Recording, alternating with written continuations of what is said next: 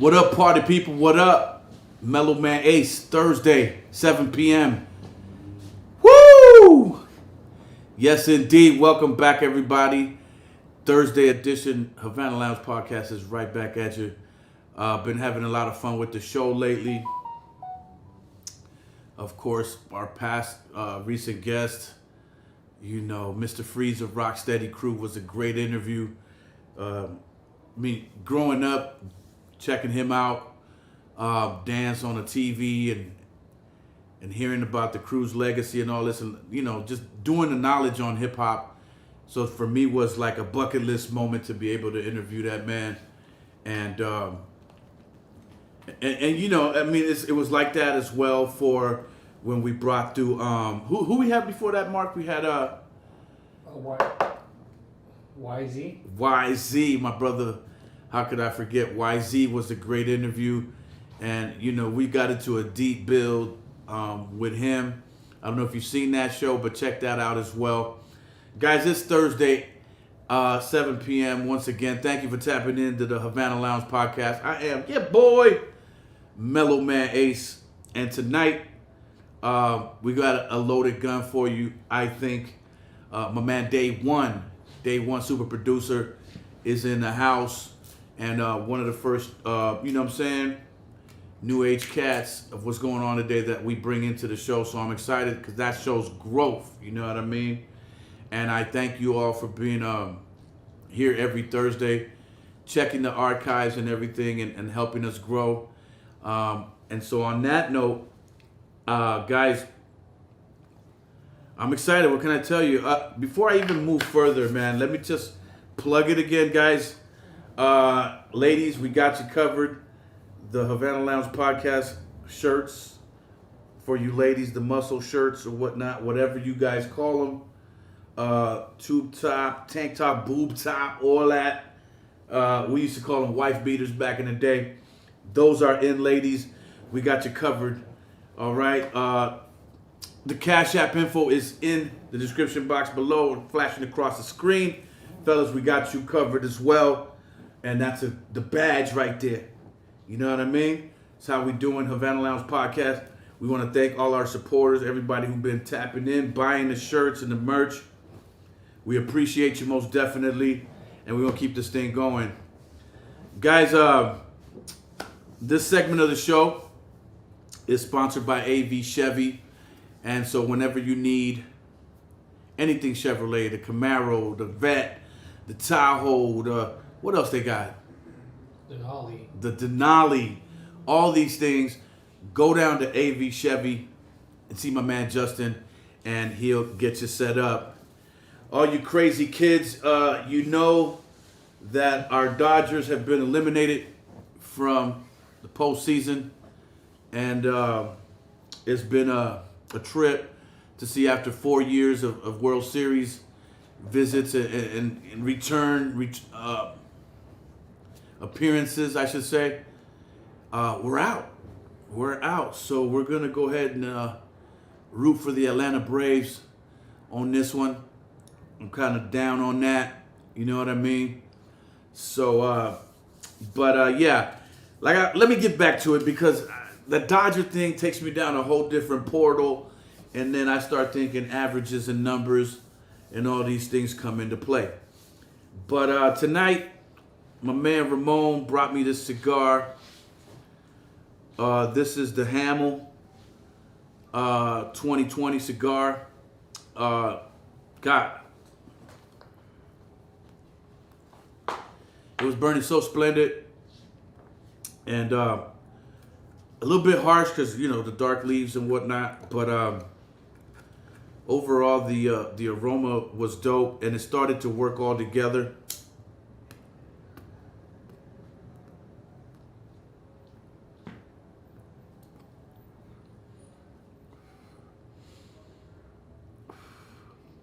Yeah, I wanted to see the ash, you know what I mean, work its way up the cigar, but I didn't have a chance to before we started filming. But I'm gonna go ahead and give this an ace of diamonds. This is a great cigar by Hamel, the 2020 edition. I don't know if that's the name of the company, but if you're going out on the golf course anytime soon, pick yourself up a Hamel. I think it's gonna serve its purpose, no doubt, man. Ace of diamonds, I said? Yep. Ace of diamonds, people. That's what it is. The twins are in the house. At least one of them is. Mark is in the place to be. Guys, tonight's wine. Somebody told me I had to revisit this the Apothic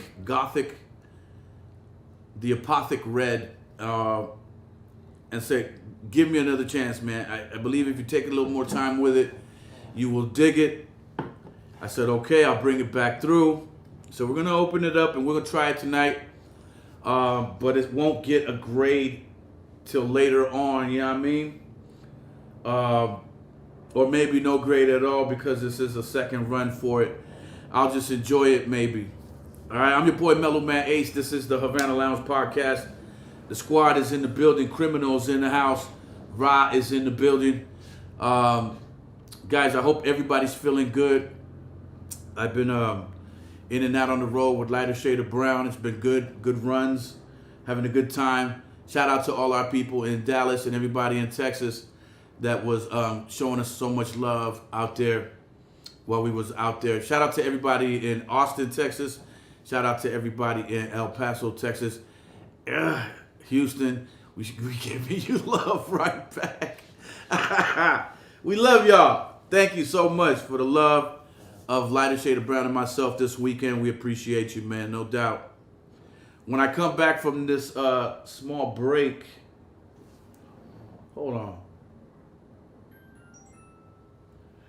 Oh yeah. When I come back from the break, I will have my man Dae One in the building with us. I'm excited about that, chopping it up with this young fella and seeing what's good in his neck of the woods and how he got started with his production and everything else. So, hold up.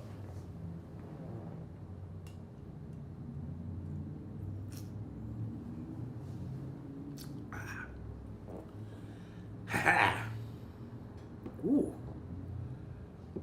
Damn. I don't know, see?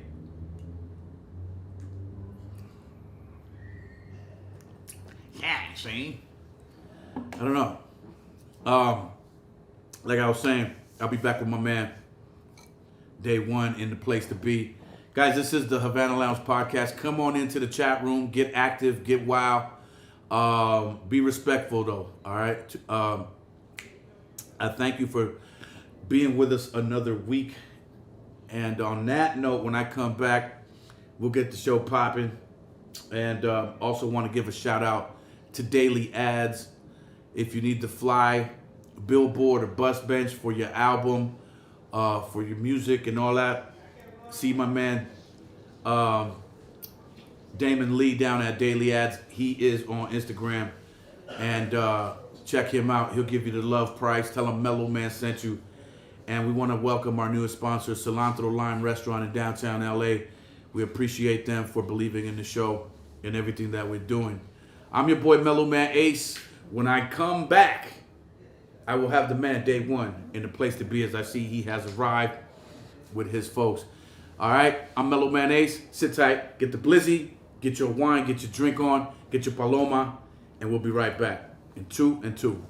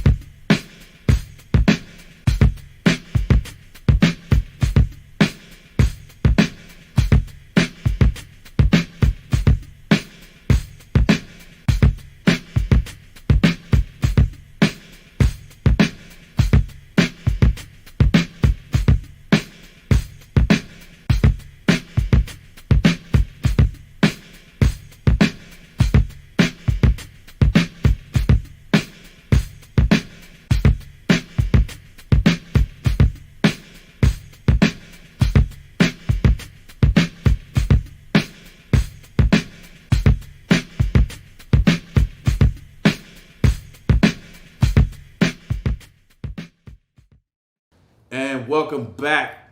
Havana Lounge Podcast is live and direct with the one and only Dae One is in the place to be. My guy. Dae One. Thank you, sir. Primer dia. One day. Primer dia. Primer dia. That's how they would say it in Spanish. Primer dia. Yes, sir. Love that. Dae One, my man. Yes. Thanks for taking the time, man. No, man, no problem. I'm honored. I'm honored to be here. Get down. Yes, Get sir. down. Let's go case by case, my man. Like I was telling my audience before you got here,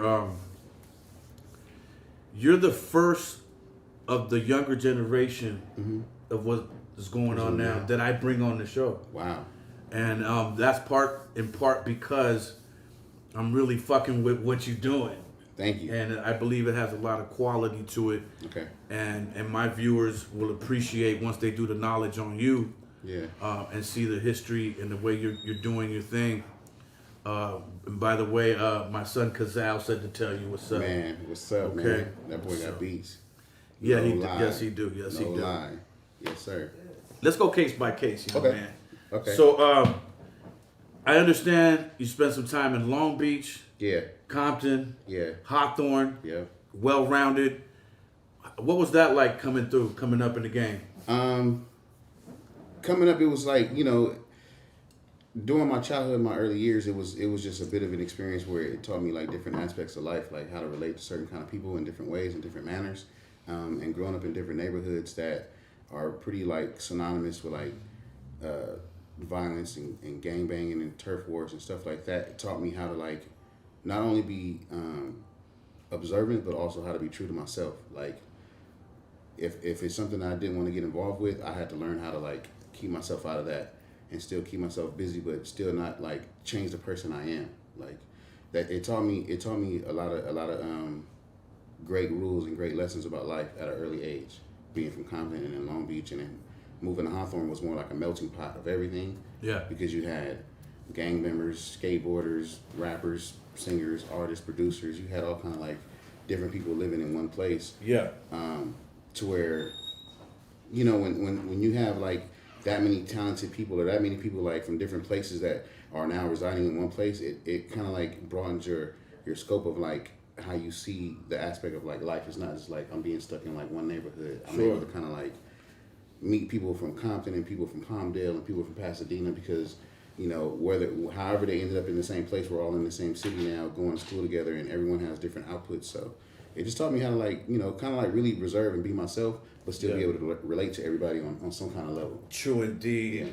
Tell me this. I mean, for me, coming up in the 70s, coming from another country, it was tough because you was constantly trying to get recruited by either the SA gangs or the black gangs.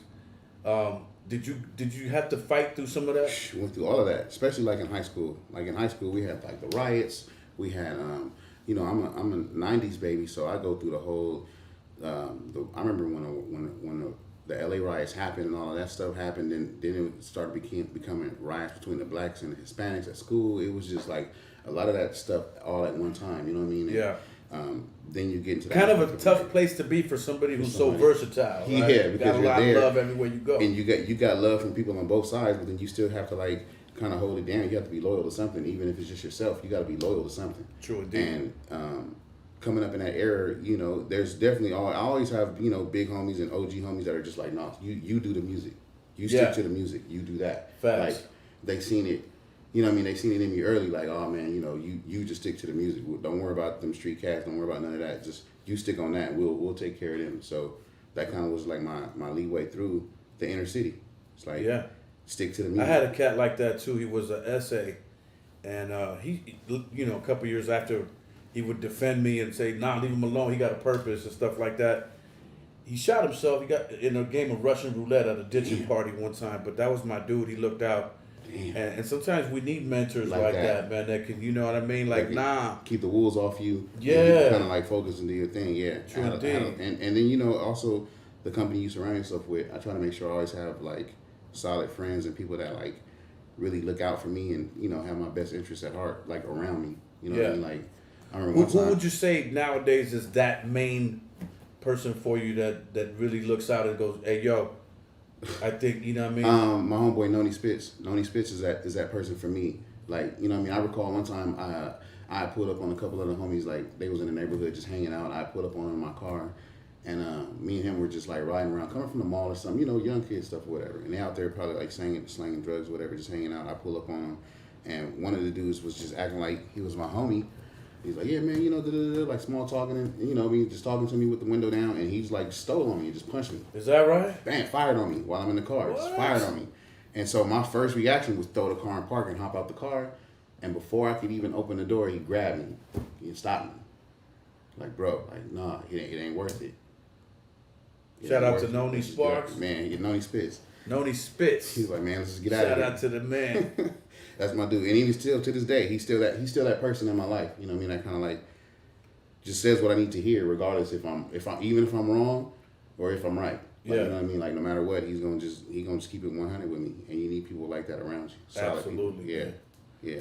Yeah, man, this shit is crazy out here. It can be if you let it go, and people try to test.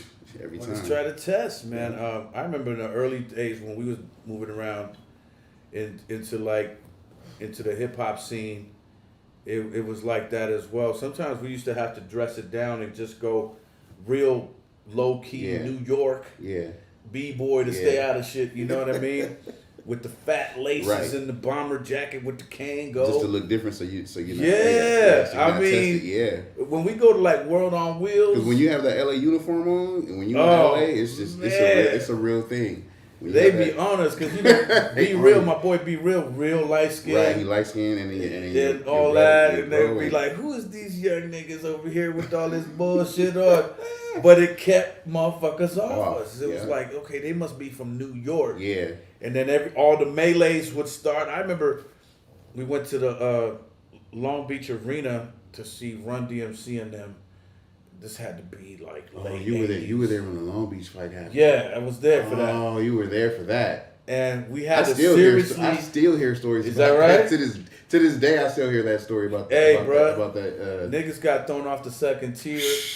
All kinds of shit like that was going on. And please believe everything you must have heard is real. I heard that's how Long Beach got his name. Was that event? Was that show? Oh, it was deep. When everybody left from New York, it was like, whoa, they out there in Cali, they for real. Like, serious. Yeah. I mean, they didn't fuck with us. No, right. They was fucking throwing gangsters off. You know what I mean? If you came from the wrong situation, it was on and popping like that. And I remember just being more hip hop helped us to navigate through that. And so. I totally understand what you're saying, man, because you seem like a good dude. Yeah. You know, I don't know much about you. You know what I mean? Yeah. But what I do know is that you keep good company around. I see you yeah. running with Battle Cat. Yeah. This one and that one. Yeah. My man Corrupt. My OGs, yeah, man. You know what I mean? My OGs. They stay on me. You know what I'm saying? Stuff like that. Like, you know, you got to keep those kind of people around, those solid individuals around you. That keeps you grounded. You know what I mean? People that have been there. Mm-hmm. That have the experience. Know the layout of the land. And they can also sometimes see what's coming before you can see what's coming because they've been, you know, navigating through something similar like that. So they can kind of forewarn you, like, hey, you know what I mean? And so that's important. Those are very important pieces. But it takes time to get there. You can't just, like, make beats and all of a sudden you just, you know what I mean? It takes time and it takes effort. And it also takes nurturing. Like, a lot of young people that I speak to, like when I go speak on panels or go speak to the youth or go speak to people that are trying to get into the industry and like want to know how to navigate through, I always tell people like it's important for you to nurture relationships. Like it's okay to meet somebody, you know, you meet somebody, you connect. Hey man, let's link up, you know, let's plug. But it's even more important for you to like nurture that relationship. You know what I mean? Like just checking Follow in. Up call, little text message. Hey man, yeah. So those things are kind of very important because they help you build that camaraderie. To where you guys can now relate on a more personal level as opposed to like industry level, and it's very vital and it's very important if you're trying to get in this industry to have those kind of people around you network with. Just tap in with them, you know what I mean, and kind of nurture that relationship to where you guys are now on a more consecutive basis. Yeah. Part of the reason I've been around for 33 years is that, right there. Right. That right there, from concert promoters to bouncers at the club. All very important people. You know what I mean? They all play a role. Yeah. The photographer cats. Yep. You know, you might need a female vocal singer. Yep. You might need a model for the video. You might need a model for the video. It's all of that. all of those pieces are very important to your puzzle of making you successful. You know what I'm saying? So it's very important that people are like knowledgeable to know that. So I always try to make sure I spread that word. Like once I figured out that part of it, I always try to tell the youth like, look, man, because I know a lot of the youth have a problem with like communicating with certain people, but I'm trying to like, you know, broaden their scope. Like, look, man, you got to be able to talk to people and relate to them, and you guys can nurture a relationship to where it can grow outside of just you're a cat I know in the industry, and that makes it more personal, and that makes it more favorable. So when things come up and come your way, you know, you're the one that get blessed with that opportunity because, you know, they have fellowship or they have favor with you. Yeah. You know, that's how you stay. That's how you stay, like you say. Well said, sir. Yeah. Well said. And with that said, I mean, tell my people how you got started making beats. Like who influenced you to like do what you do?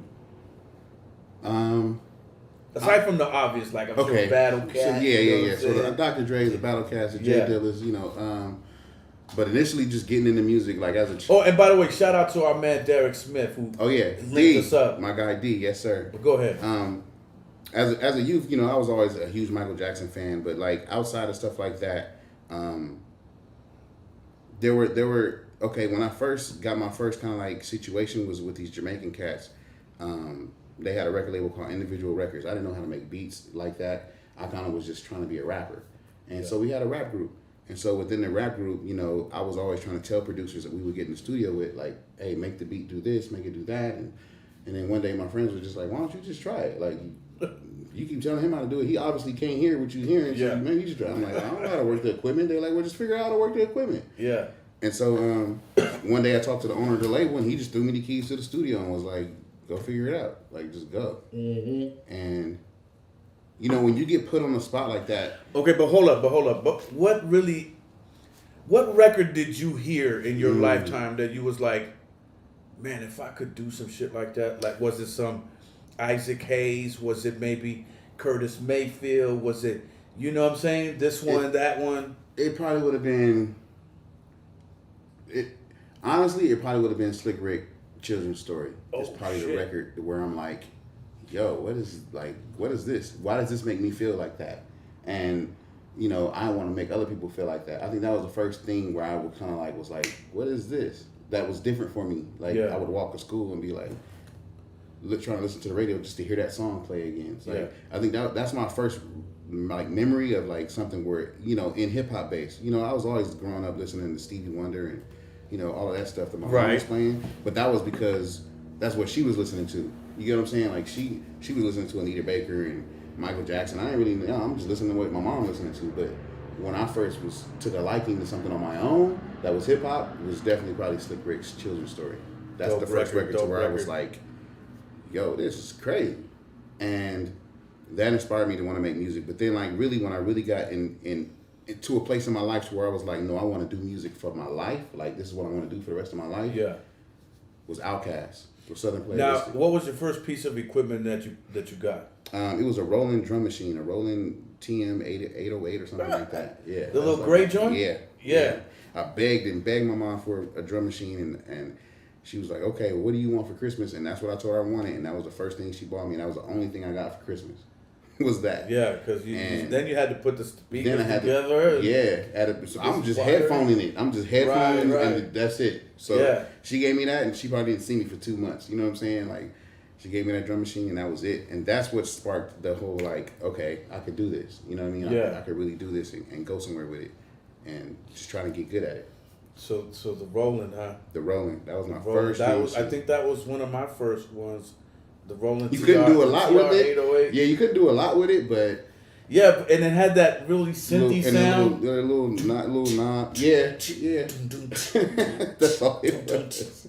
Yeah, that's all it was. You know what I mean? And then from there, I graduated to like the SB12, and then I graduated to the MPC, then the MPC 3000, and so, you know, I just kept growing. Not to put your business out there too much. How much money does it take for a producer to become a producer in terms of buying equipment and gear and getting set up right? Man, listen. Here goes. It is not cheap. You know, well, now it's a little cheaper than it was back in the day because, you know, you don't have to buy as many physical pieces, but you still need computer. You still need the program. You still need the know-how. You still need you need Keyboard, drum machine. a keyboard, a drum machine, a mixing board, speakers, microphone, headphones. You know, all these pieces they start adding up after a while. Like Sure. you get, for coming out getting a studio, you can spend over well over a couple $1,000 really fast. Well over 7,000. Really fast. Well over 7,000. Really fast, and still think of something else that you need to add to your arsenal. Absolutely. Yeah, it's still. always It's ever growing because you fall in love with other pieces of gear, right? Yeah. It's like a golf swing, man. You never finish fixing that shit. Bro, you never finish. And this is also one of the jobs. Being a producer is like one of those jobs that never ends. It like never stops. Like yes, there's always another record. There's always another artist. There's always another song. There's always another hit. It never stops. It's well, not to always mention ongoing. as well all of that, and then Yeah. now you got to add the social media To game. it. You got to have That's a a presence. job. You got to That's a drive job. people over to over them. there. You got to drive. You got to collect emails. You got to get people. Now you got to get. If you're trying to get shows, now you got to drive people to shows to come see you. It's a real task. Like I tell a lot of people that want to get into the music, man, you gotta love this. You gotta love it because you're gonna go through so much stuff that if you don't love what you're doing, you're gonna quit. Like you're gonna just give up. Because for one, it's gonna cost too much money, and then for two, it's gonna take up too much of your time, and then for three, you're gonna go through so much stuff that you probably didn't even anticipate that you either gonna like fold or you're gonna just push through. I've seen a lot of them come and go. Mostly go. Yeah. Yes. Mostly go because they can't hack it. The funny thing about music, or I think any serious endeavor like that, where you believe in yourself to get a check. Yeah. You're not doing the 9 to 5 thing Right. with that really, but to really go at this 110% is. I could tell you from experience that music has a very unforgiving aura. Yeah. In the sense that, let's say you're the next one to success, but for whatever reason, your girl get pregnant, or you just say, man, I can't handle it no more. You get out of that line of success right when you Right. were next, but you didn't really see Right. it because you lack foresight or vision. You get out of the line. You come back 8 months later, 2-3 years later, you have to get right back at in the line, end of in the line and start all over again. and start all over again. Yes. So whatever you guys do, don't get out of the line because you might have just been next. Yeah.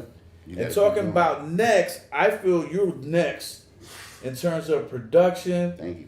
beats. I love what you're doing with, especially with these cats, Abstract 9008. Yeah. My young homies from Lamar Park, stand Yeah. up. Lamar Park. Yeah, they're my little guys, man. They're my dudes. I always try to look for somebody that's serious, innovative, and at the same time, just creative, like in their own life, that brings something different to the table. Before we get into talking about that record and that production, Yeah. and moving into your adult production life and all Okay. that, let's take a break for a second.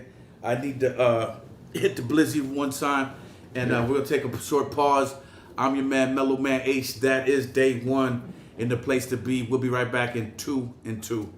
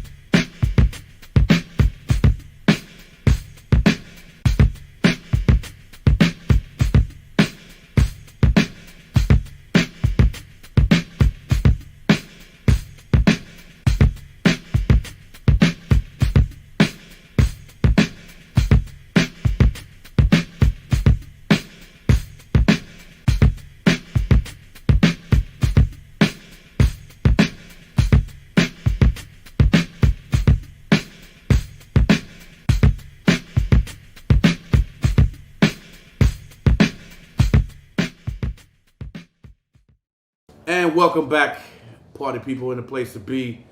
The man of the hour, Dae One, is here. D-A-E-O-N-E.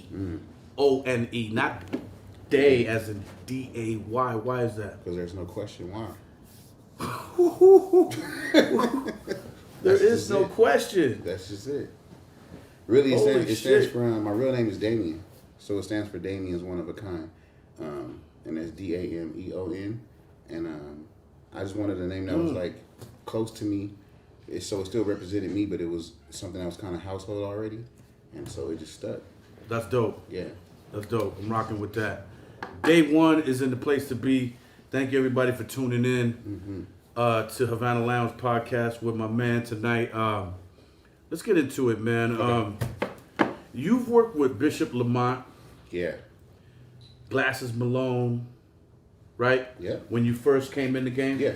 I was a part of that whole New West era. That was like me behind that. Like, I remember when the OGs was getting mad at us for saying New West, but when we first was, I remember that. When we first were coming up saying New West, it wasn't meant on the terms of being disrespectful. It was just meant it was almost meant on a page of like paying homage to what was there before. Like, we're pushing the line. You know what I'm saying? Yeah. We're just a new version of what you already are used to.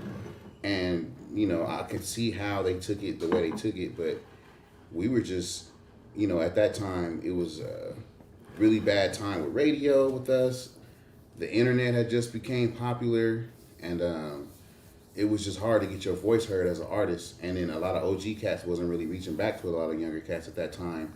They were real stuck on like, we still doing this, and so it just made it to where we kind of had to find our own voice. And the internet is what really helped us with our own voice, because we could do records and shoot them to the blogs and to the internet sites, and they would just go, and the fans would take to them, because we would put out music. We would put out music faster than the OG cats were at that time, because we had just internet. And then it just turned into this whole thing. But yeah, you brought up a very important point. What? Talk to me about the lack of support of local artists at popular radio. How difficult was that to figure out? You know what I mean? Before the advent of, let's say, you know what I'm saying, Facebook. Yeah, all of that, all of the social media sites and shit like that. Because the first thing that took a turn with it was MySpace. When MySpace took a turn and you could put music on your media player, that was the first thing to where fans could go to your MySpace and hear your new songs and stuff like that. But radio was still stuck in this thing where they were kind of like controlled by whatever they could only play whatever they wanted, whatever they were selected to play, and they couldn't really play nothing new or break nothing new. Or at least that's what they were telling us. Yeah. So we couldn't really get on the radio, and at that time, the radio was the only way you could get heard by fans until the internet. True indeed. And when radio was kind of shunning us out, was like, we can't play this, we can't play that. Who's known?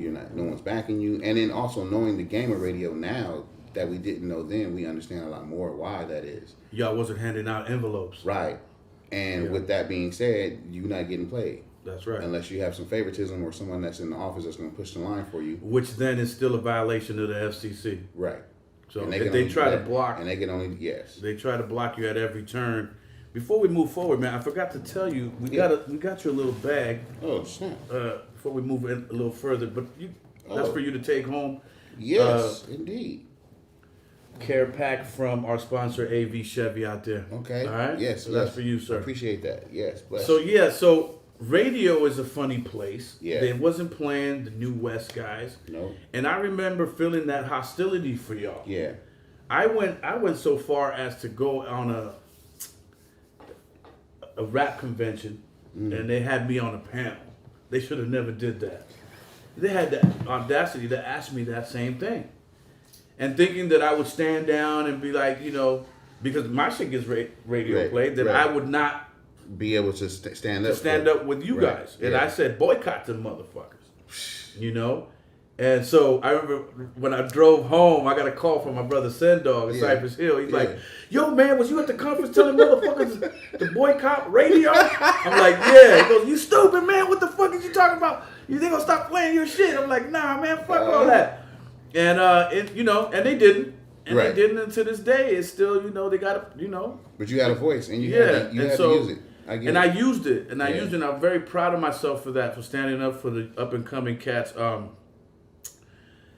So now, we know what it is there, right? How do you go from now? You learn that game to now. We got all this social media stuff, and you got to learn that aside from the production, aside from getting the team, aside, you know what I mean? Yeah. Finding the fly rappers to work with. Right. How do you now utilize what you have over here To make it something that's successful? You kind of go through a learning process. It's kind of like a bit of a learning curve because you have to take into account like, you know, how do you build up a following of people that want to be entertained by you online, especially at this time when it wasn't something that was kind of laid out or graphed. You know, now they have all these techniques and tools and rules you can use and certain things you could abide by to kind of like make it successful. But back then we just didn't have no kind of form of a map to navigate it. We just try to have to, you know, you got to figure it out. And what really helped a lot was some of the other cats getting a little more successful, like the J-Rocks and the Glasses Malone and the Bishop Lamonts getting their deals on their own and then using that clout in order to funnel in other people that were up under them or around them. So, you know, when Bishop signed with Dr. Dre, he couldn't do no wrong. You know what I'm saying? Anything he said was almost gold. Yeah. Then next thing you know, Glasses is Mr. 2.3 million or whatever with his deal. And so people are like looking to him to like what's hot. And then J-Rock gets his deal with the Warner Brothers situation. And so that's how everything starts kind of like to break out of this box of being just local artists. Yeah. And you start becoming more versed in knowing like outside of your local like area, right? So with that being said, once someone like me starts producing for these records, and my thing at that time was just mainly about credit. Like yo, if we're gonna do these records and do this stuff, just say it's produced by me. Just say it's produced by me. Just do this and do that and just give me my credit. And at first it was hard because some artists didn't understand why.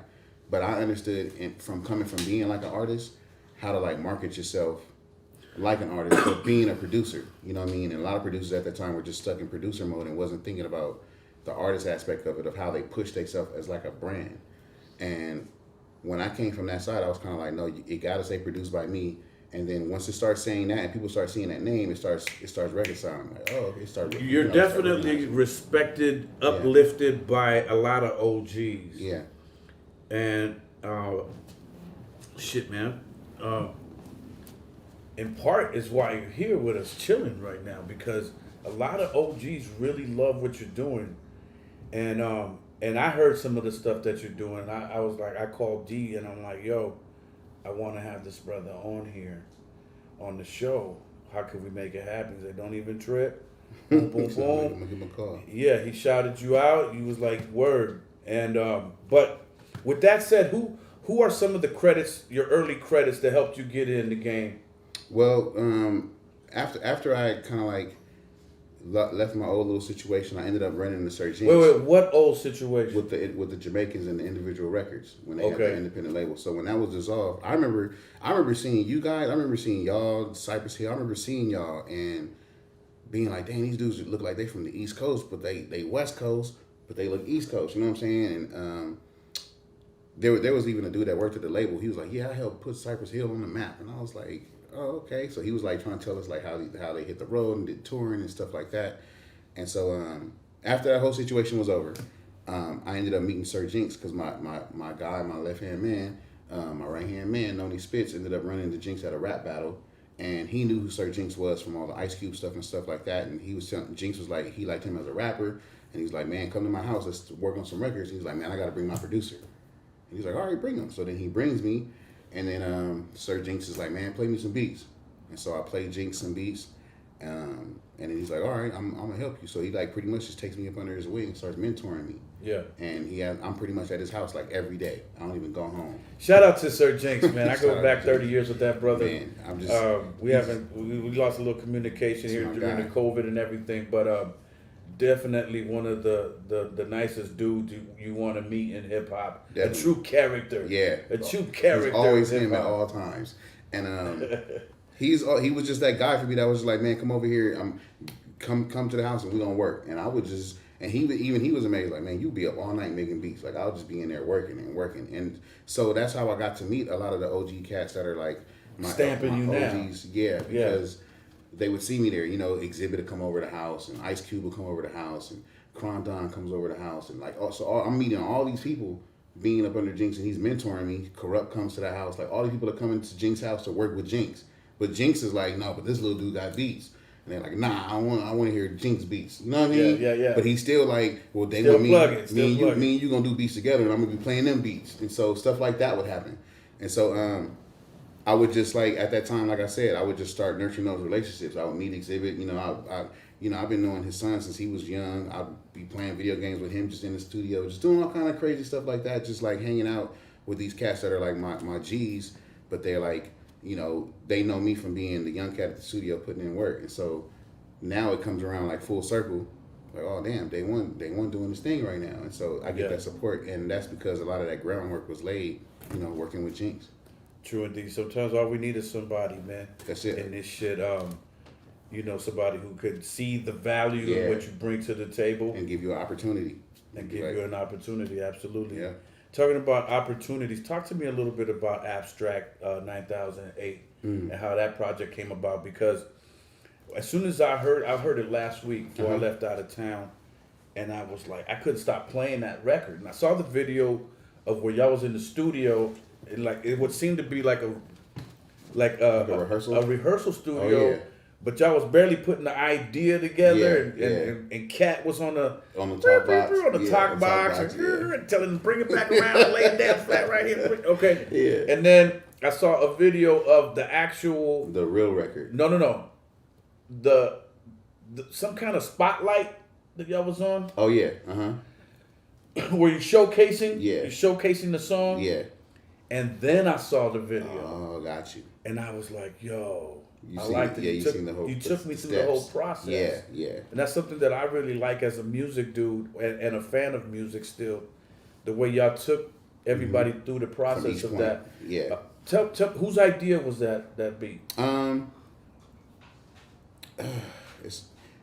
don't really know. I think it was more or less like a driving force of like, okay, you guys need something that's up tempo and different, but like it's your own lane. Yeah. Because you know they come from a newer school era. You know, that me and Battlecat aren't exactly from, because they love the auto-tune, they love certain things like that. So we kept certain elements that they love and elements that we love, and we meshed them all together to make this certain sound. And we just got in the studio, and I started with the drum pattern, and then my boy G jumped on the guitar, and then we started with the riffs, and then Battlecat jumped on the keys with the talk box, and then it just started moving. Started to mesh. Yeah, just like that video? Is that really how it was? Yes, just like that. It just started to mesh.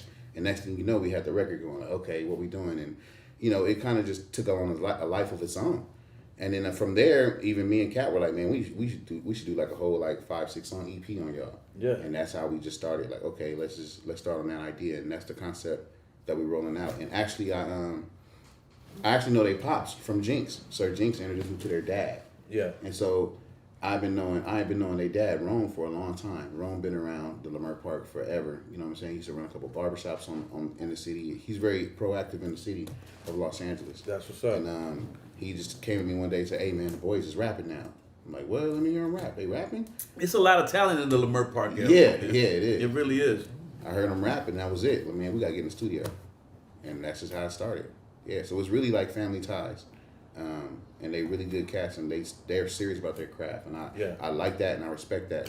Are they businessmen? Yes, they're businessmen. You know, they got their own studio facility. You know, things like that are very vital and very important. They took on their own. You know, they engineer their own sessions. They record themselves. They're very proactive. Are they brothers?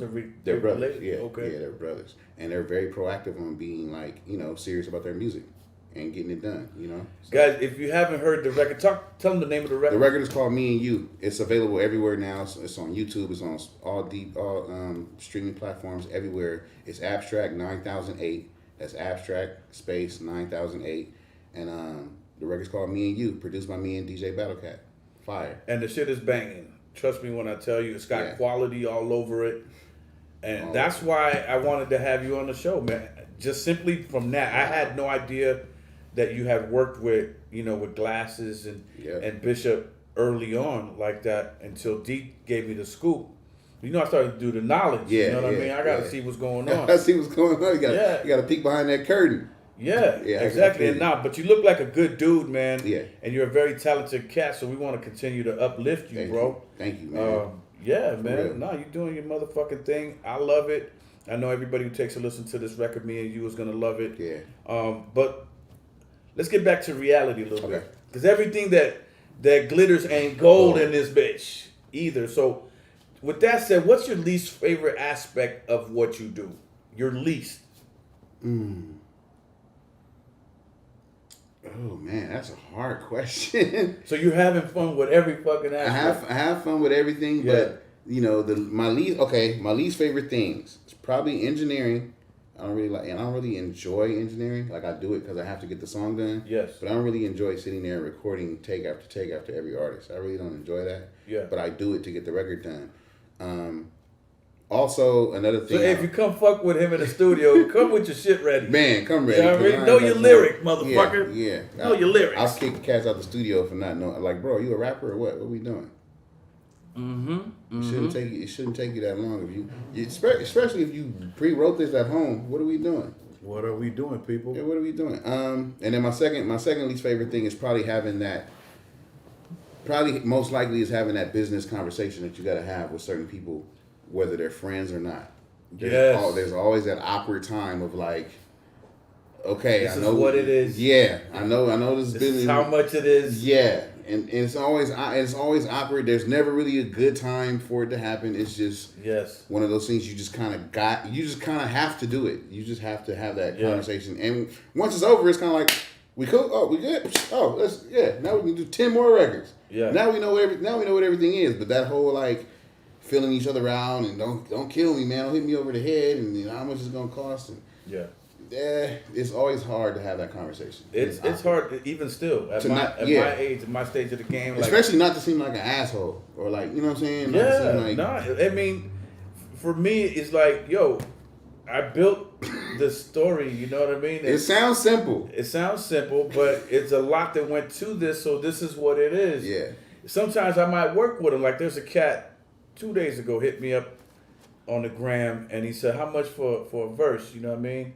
I hit him with what it is, legacy, all that included, and the whole. You coming to me for a reason. All that has to be included. He said, "I ain't got that much." I said, "How much you got, kid?" He said, "I got $750, some old shit like that." I was like, "God is talking to me. I'll fuck with you. I'll help you out." Right. Then the kid says, "Well, I ain't got it right now." What you getting at me for? Then you're not ready.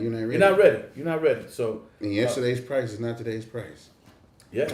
Because that's what I'm saying. Because when you come back a month from now, when you're ready, it might not be the same. It's going back up. It is what it is. See, that's the awkward conversation. And then you have to have the conversation all over again. Yeah. Like, hey, man, I hate you, man. You told me it was woo last time. Yeah, man, but I've been doing X, Y, Z. And absolutely. That was the lookout. You didn't take advantage of the lookout, so now you got to pay. You weren't ready.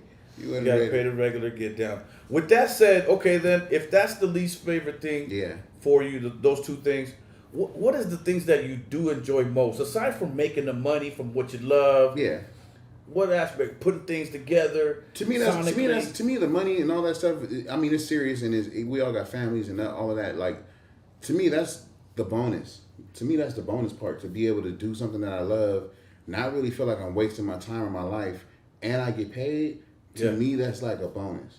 You know what I'm saying? True. I enjoy the creation, the creative process, the fun process, the not worrying about bills and just working. Yes. Oh, I love that. I love that to death. Like, that is what could keep me doing music forever. And it will. Because that feeling is you keep unmatched. having those kind of thoughts projected out there like that. That's it. That's all I want to focus on. That's the funnest part, and that's the greatest part about doing something that you love is like you're doing it and then you get paid for doing something that you enjoy. That's like you that's can't money in the bank. Yeah, you can't really equate that. Guys, this is Day One. Yeah. Get to know the man, get to know the music. Soon to be a legend out here. That's my word. That's the way I'm looking at it, based on the production value that I'm hearing. Guys, Day One is in the place to be. I'm your boy Mellow Man Ace. We'll take a short pause and we'll be right back one more time with my man Day One and get to the meat and bones of his new projects and things and ideas that he's got going on right now. I'm Mellow Man Ace. This is Havana Lounge Podcast. That is Day One. We'll be back in two, people. Peace.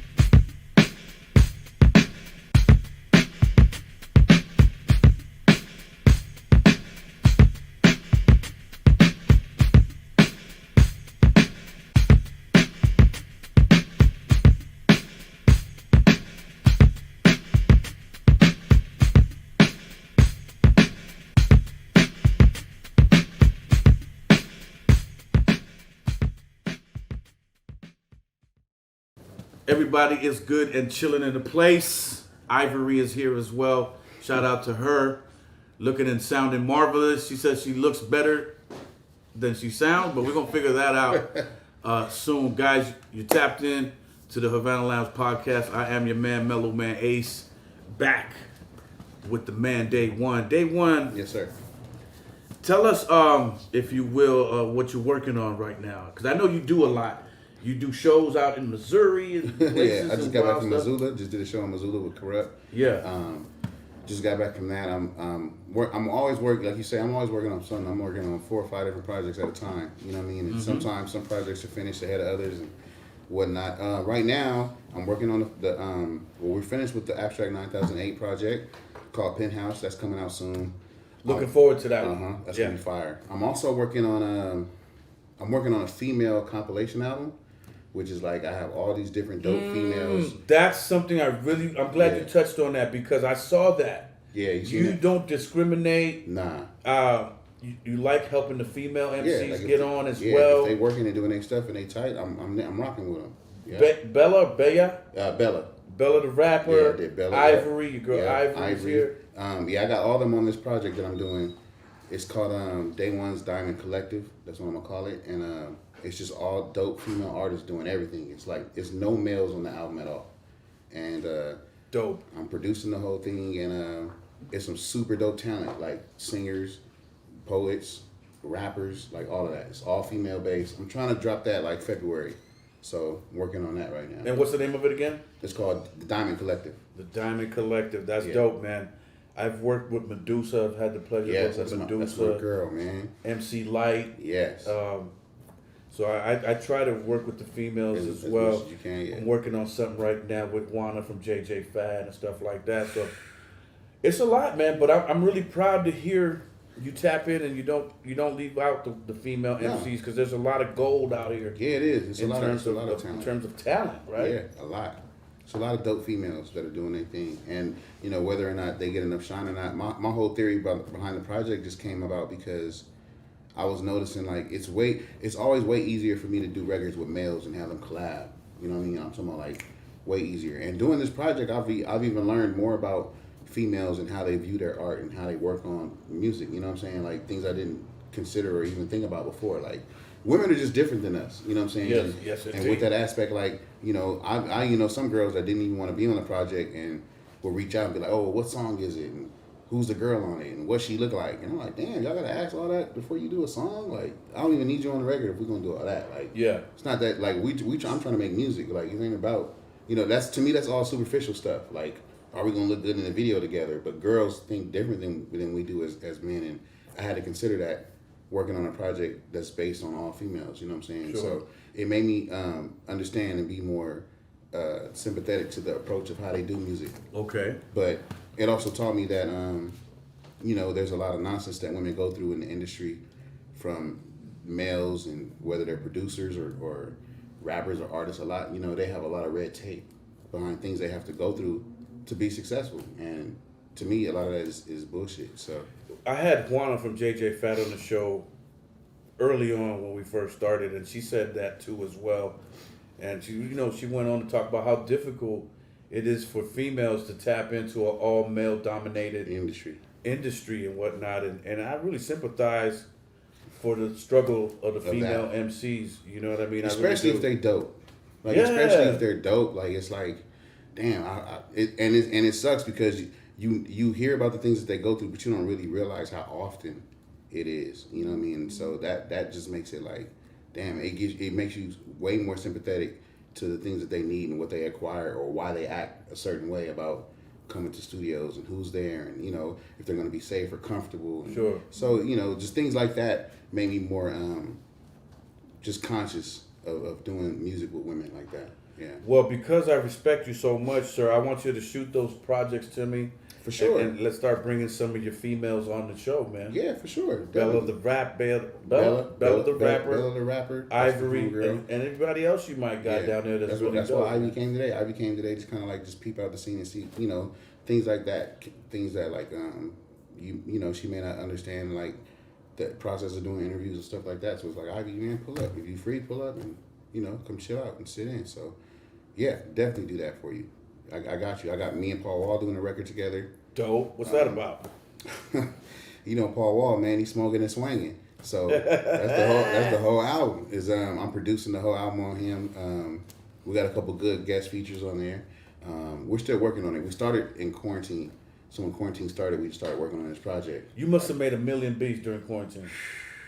Like I'm saying, I've started like 4 projects in quarantine. I started 4 projects that I didn't have on my plate before quarantine started. Now they're pretty much all done, and I'm at the final stages of dropping these projects. Yeah. Rope it dope. We'll be definitely looking out for him, man. Yeah. Keep supporting my man Dae One. Yes. Listen to the work.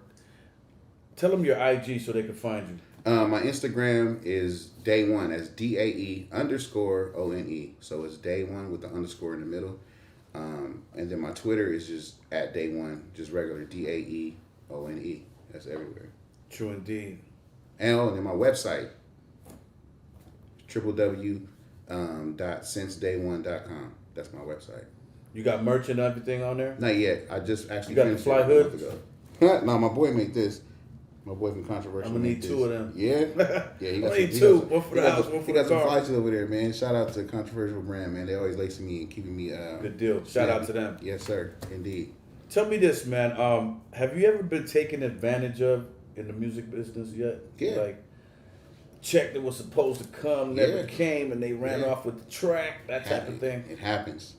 It happens, man. It definitely happened to me in the industry a couple times, you know, but each time it happens, you kind of like learn something new, or you learn a new trick. We ain't gonna throw your name under the bus now. Yeah, you kind of learn a new trick. So I've definitely been in situations where I did a record or whatever, or I collabed with somebody and didn't know, like, oh, you know, we both won't get paid.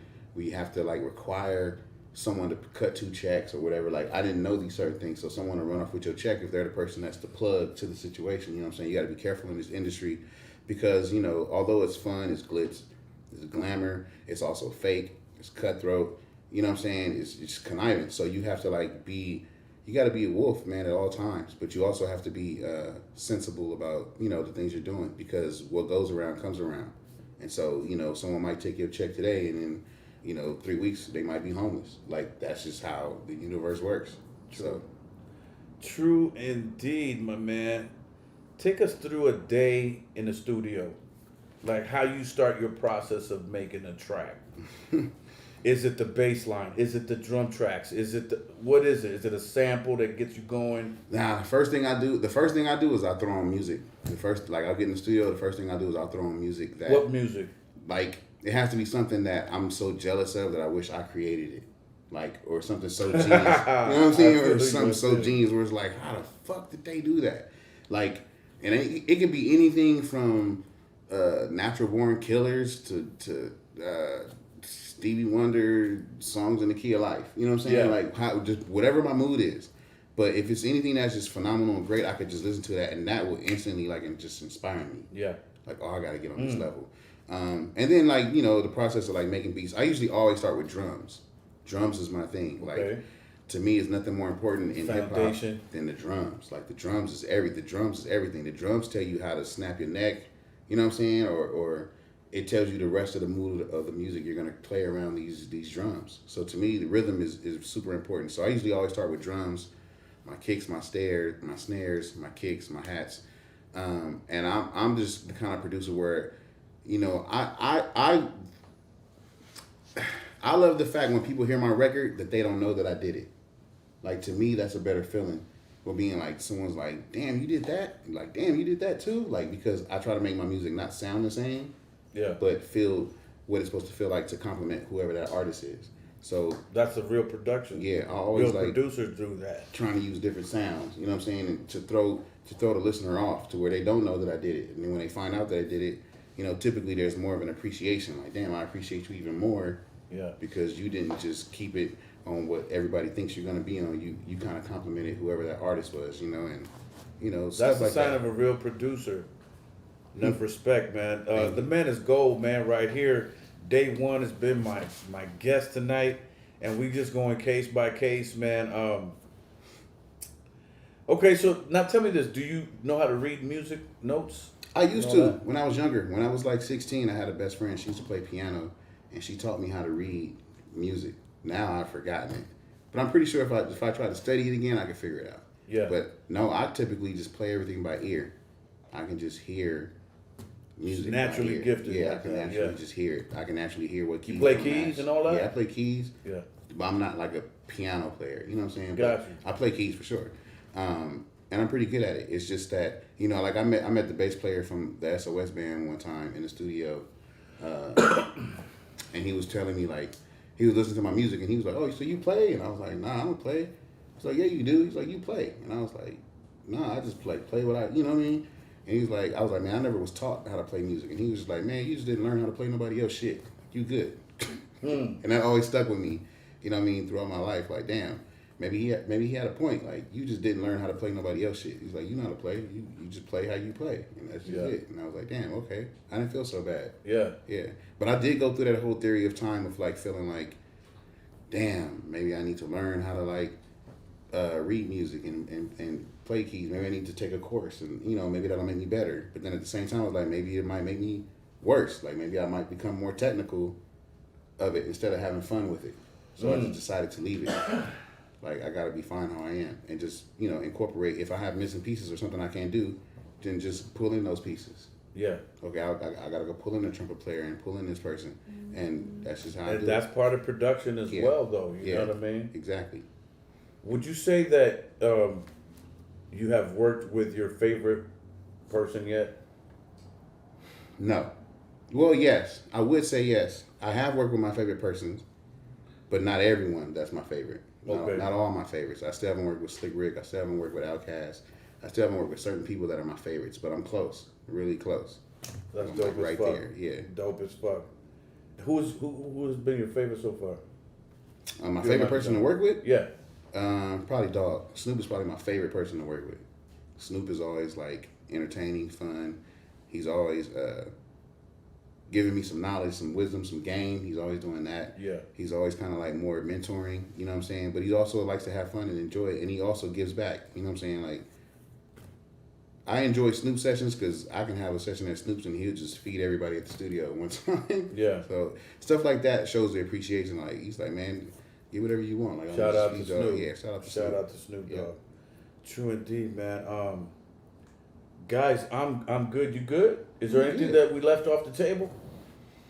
No, I don't think so. You working. You working. Definitely working. There definitely probably some projects I didn't mention, but I'm working. I'm always working. As long as they tap in with me on my socials and my medias and all that stuff, they're gonna be up to date on everything I'm doing. That's what's I'm up. always there.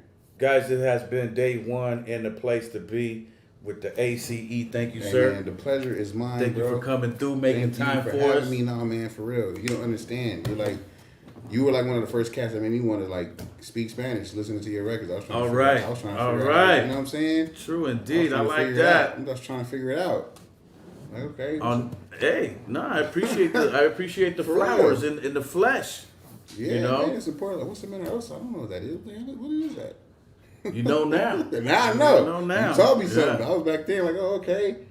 Yeah, That's what's up, super. man. Yeah. I appreciate you, brother. We're gonna keep uplifting you and Man. your work, your music, you. your artists. Thank you. We're gonna keep showing them love. Thank you. And until everybody knows the name Day One, Yes. we will not stop over here at Havana Lounge Podcast. With that said, guys, you good? Okay. Ivory, you good? They good. Everybody's good. The twins, one of the twins. Everybody's good, guys. On that note, I have been Mellow Man Ace. That has been Day One. And before I go, though, I got to tell you that we are now in position with these Havana Lounge Podcast glasses. So, Awesome. guys, tap in. If you want yours, let us know. And we'll make sure that Ramon takes care of that for you. And we'll get them out to you, all right? Hit the subscribe button, guys. Hit the like button and all that shit on the way out if you haven't already. And on that note, never forget, in the words of Curtis Mayfield the Great, that your dream is your only scheme. So keep on pushing and move on up. I'm Mellow Man Ace. That's Day One. And like that, we out of here. Peace. Yes, sir. Yes, indeed. You got a clap?